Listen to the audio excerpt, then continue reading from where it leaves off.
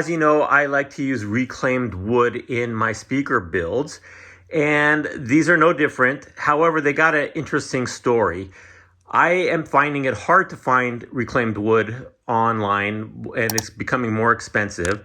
So the other day, I was on Craigslist, and I was looking for furniture, and I was looking for old pieces that were solid wood, nothing that was an antique, just old furniture that was very basic that the world wouldn't miss if it was gone.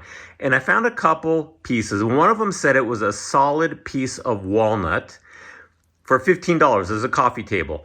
I went and snapped that up immediately. I drove out to the place. It was only a few miles from here. And I immediately noticed there's no way this is walnut, but I'm here and it's $15. I'll find something to do with these. Then on the same day, I found an Ethan Allen bar console, which is what this front panel is made out of. It was solid cherry, and that was solid cherry. Everything cost me $60 for all the wood, and I've got a ton of this cherry in the garage. So I said, what am I going to do with this? I know, I'll build speakers. That's what I do. And the frame is the coffee table top that was made out of particle board. It was 3/4 inch. It was really sturdy. And I said, $15 for the frame? There's no way I could buy this particle board for $15. So I decided I was going to veneer it. And I'll put some stills in here. And I think I did a decent job. Nothing great. This is the first time I've done veneer. In fact, the very first pass at it was so bad, I just had to start over. So this is my second attempt on my first set of speakers that are veneer.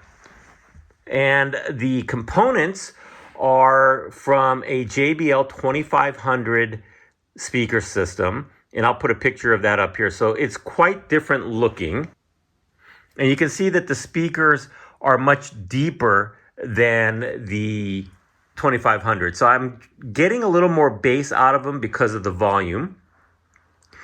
So the driver is is from the JBL 2500. The crossover is as well, but the tweeter that you see there is from Parts Express, and it had the same efficiency as the JBL 2500 system, so it was going to match the sound as far as the amount of volume that was coming out of it for the given voltage that we were going to put into it.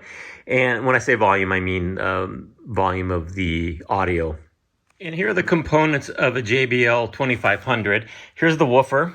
You can see it says made in the USA. These are from the 1980s, I believe. This is the crossover circuit. Nice and compact. Has the terminal cup connected to it, so it's very easy to install and deal with. This is the tweeter that came with it. And the reason I didn't use it, it works fine, is because of those cracks there on the where you would put the screws in.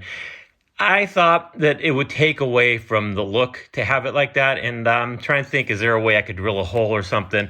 I may do that on another project, but for this one, I thought these tweeters from Parts Express would do just fine. They were $20 a piece, so they sound really good. It's amazing what these tweeters sound like for the price. I know you can spend a lot more money on it, but I'm not dissatisfied at all.